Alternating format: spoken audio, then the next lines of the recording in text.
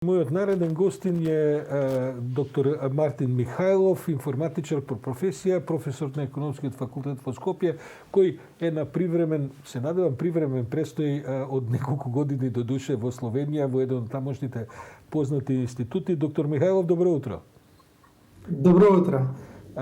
Не знам дали точно ве представив, ама се обидувам да ја формулирам вашата професионална заангажираност за темата за која ќе разговараме, а темата се овие вести сите кои што се врзани за биткоинот. Вие сте и професионален и пасиониран следач на биткоинот. Имате ли собствени инвестиции во биткоин? Па не, само сум следач и познавач, но не и учесник во целата работа. Добро, тоа токму сакам да ве прашам, бидејќи и во семејството кај мене и луѓето, темата за биткоините веќе и воопшто за тој вид на виртуелни валути, веќе и во мејнстримот и во она што е секојдневие, стана легитимна тема. Гледам на агрегаторите на вестите, постојано се следи денеска рипнал толку, падна волку биткоинот и така натаму. За еден релативно краток период се проби таа тема и самите биткоини и другите видови на валути баш во една, би се рекло, просечна публика и во светот и кај нас. Дали е тоа добро или лошо? Како ви се чини? Па се разбери, има и добри и лоши страни. Реално, прв пат се проби приказната некаде крајот на 2007, повторно поради вртоглавиот раст, кога некаде од, мислам, беше $1000 на почетокот, доста брзо скокна до 20, после настана некоја криза која траеше ве скоро 3 години. Сега повторно е актуелен и повторно е интересен. Така да тој е циклус, при што во секоја нова фаза од циклусот има се повеќе и повеќе заинтересирани, а заинтересирани се само поради едно, бидејќи во моментот вредноста расте. Што значи тоа вредноста расте? Што е опипливиот, што е, како да кажам, тактилниот ефект од сето тоа? Вредноста расте и можам ли да извадам негде од банка, можам ли да инвестирам? Се шири ли тој пазар на можности да се употреби биткоинот? Се постојат повеќе криптовалути или криптосредства. Голем дел од нив се прилично безвредни, и тоа значителен број се прилично безвредни. Биткоинот има вредност. Не толку како валута, бидејќи тоа име е несреќно, криптовалути, луѓето одма мислат на пари. Повеќе би можел да го поистоветам со, да речеме, можеби златото, иако и тоа е малце несреќна споредба. Употребливоста е ограничена, но еве после повеќе од 10 години луѓето едноставно одлучиле дека биткоинот ќе има вредност, дека на тој начин ја определуваме вредноста на нештата. Почнуваме од нас самите, како група, зборам како група, како општество, кои што веруваме во нешто дека има вредност, едноставно вредноста на тоа се качува. Па така и со биткоинот. Во моментов многу луѓе веруваат дека биткоинот има вредност, поради тоа го купуваат, и бидејќи го купуваат повеќе него што го продаваат, вредноста расте. Ако тоа се одржи, ќе расте. Кој ќе прекине таа фама, ќе почне да паѓа. И исте циклусот за сите други нешта кои што имаат вредност на некаков пазар. Ако има интерес, цената расте, ако не, ќе паѓа. Да, разликата се чини во тоа што за класичните валути стојат гаранции од државите кои што со своите, како да кажам, имоти под наводници ја гарантираат вредноста на валутите. Кај овие виртуелни валути вредноста баш се диктира од движењата на самиот пазар. Безбеден ли е тој начин за гаранција на некаква реална вредност на криптовалутите? Начинот на кој што се смислени, зборам за техничкиот аспект, ако се добро смислени, може да имаат вредност. И тоа е исто, можеме да направиме сега споредба со валутите во моментот, чисто како за создавање на вредност. Ако државата е добра, има солидна економска политика и нормално е добро глобално позиционирана, валутата вреди. Ако не, тогаш валутата не вреди. Ако било кој ви каже да наброите колку светски валути знаете, предпоставам до 10 може би ќе изброите и после малце ќе имате проблем за понатамо, дека толку светски валути се познати, 10. Никој не се интересира за доларот во Зимбабве или тонгранот во Монголија. Ама сите знаат што е евро, што е долар. И они имаат добра економска политика, имаат солидна вредност на својата валута. Иако не значи дека едната е подобра од другата, него нели се гледаат некакви пропорции во тој момент. Така да исто и со криптовалутите, односно криптосредствата е поточен термин. Неколку од нив имаат вредност, затоа што се добро поддржани од позадината, дали е алгоритмот, дали стои некој кој што знае што при позади нив, а повеќето не. Доктор Михајлов, сега ве прашам и како информатичар пред се. Еве, со години трае таа приказна и се развива со криптовалутите. Од информатички аспект, што научивме досега? Сигурни ли се алгоритмите кои што стојат за тоа или тие може да бидат подложни на манипулации? Не мислам дури на манипулации како онаа голема афера со онаја прочуена бугарка која што направи своја криптовалута за која се испостави потоа дека е една понзи шема за крадење туѓи пари, но има ли можност од технички аспект, што кажуваат годините зад нас, да евентуално се манипулира со тие блокчейнови кои што стојат зад валутите? Па, технологијата е толку добра колку што се луѓето позади неј за добри. Односно начинот на кој што ќе ги склопат работите.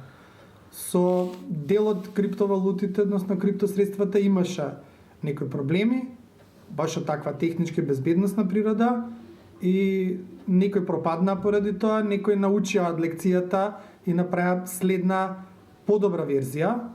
Од технички аспект, ако добро се сложат работите, може нештата да функционираат навистина добро. Би сакал една кратка аналогија да дадам. Ова што се случува последниве 10-15 години е само некој вид на почеток. Јас секогаш го давам примерот со браќата Рајт, кои што пред повеќе од 100 години го измислиле авионот. Авионот кој што е тотално нефункционален во тоа време, на авионот поради кој што денес постои цела индустрија на летала и од воен аспект, и од комерцијален аспект, и од приватен аспект и слично. Исто и со блокчейнот. Е технологија која што решава определен проблем, отвара едно цело поле на можности и сега луѓето пробуваат да видат што ќе функционира, што не. И во тие пробувања многу авиони ќе паднат пред да се најде тоа што е добро и тоа што функционира. Па сепак, и сами одвелите дека не сте влегли во приватна инвестиција во оваа авиоиндустрија, која што се нарекува криптовалути. Треба ли разумните луѓе треба ли да причекаат уште некоја година додека не видат што тоа ќе лета, а што ќе биде подложно на паѓање? Што е вашиот совет? Причината поради која што јас немам инвестирано е друга, можем да наречам лична. Прво, никош не ме бивало за инвестиции. Многу е лесно нешто да се знае како функционира, ама многу друг разговор е дали нештото кида горе или доле. Мене не ми е битно дали биткоинот утре ќе биде $100,000 или 10,000 или ќе има 5,000. Значи, тие дневни пазарни движења не ми се интересни. Интересно ми е што прави, какви работи решава, што може, кој е потенцијалот. Дали со тој потенцијал ќе успее, може би ќе биде заменет некој со нешто друго и кога би вложил, би бил врзан за определена криптовалута, би бил замаглен во погледите на нештата, а мене ми е интересот многу поалтруистички во целава работа. Ме интересира како нештата функционираат и кој е нивниот потенцијал. Така да не можам да дадам инвестициски совет, а инвестициските совети се исти за се. Дали збориме за берзи обични, дали збориме за криптоберзи, зависи се и за кој од нормалните пазари на вредности збориме, нештата идат горе и доле. Никош не може да идат многу горе, бесконечност, никош не може до бесконечност да идат доле. И тоа е нормално.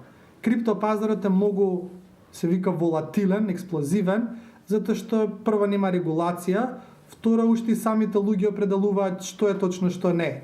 Што е истото што се случувало и со нормалните берзански пазари пред таму 100 години кога тие се формирале. Било како див запад, све било дозволено, што ќе успее, успее, па така и на криптоберзите.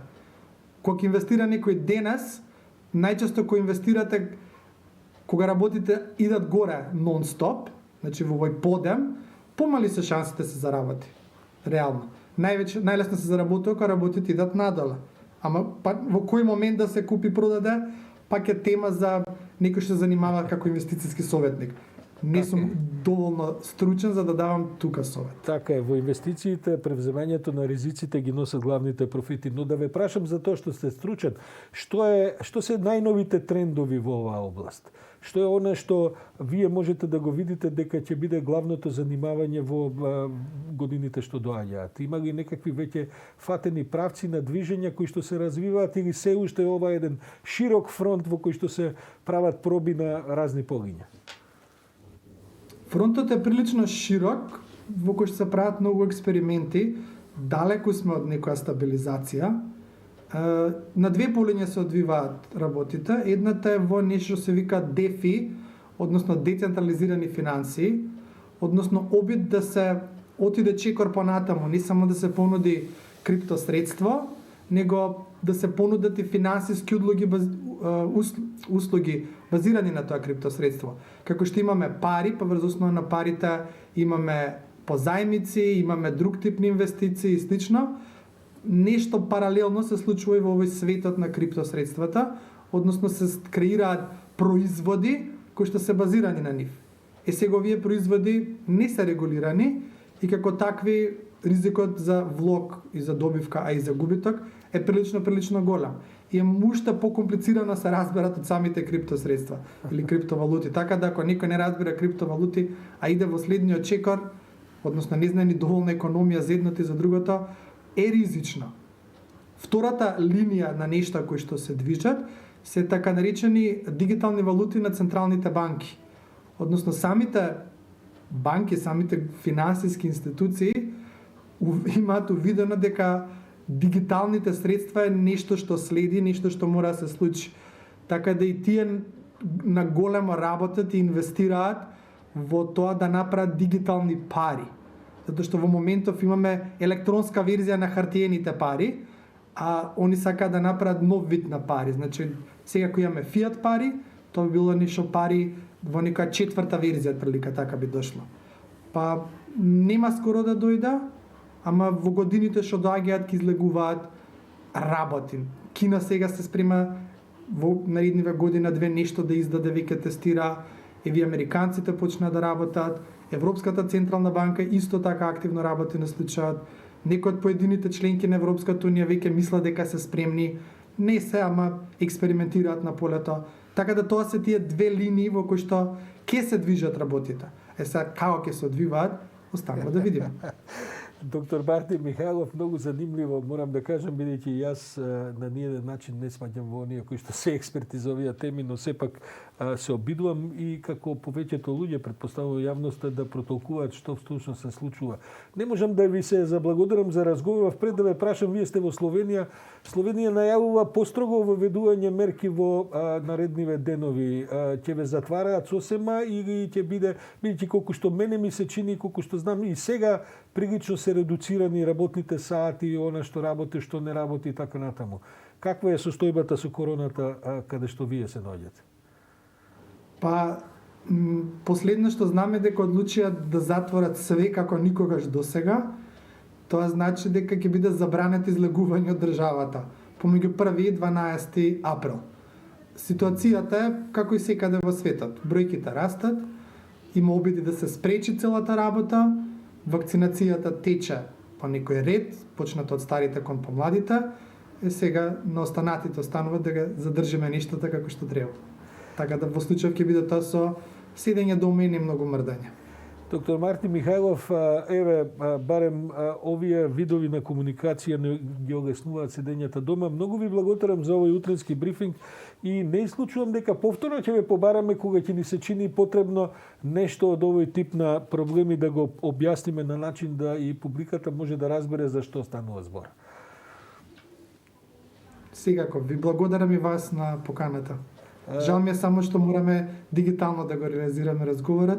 Се надевам следниот пат ќе можеме и лично да го направиме ова. Па, добро ми оди како што предпоставам и дигиталните валути добро им оди. Така што, еве, билуваме во тоа време и нема бегање од тоа. Ви благодарам уште еднаш и се надевам на средба и во Скопје и во самото студио.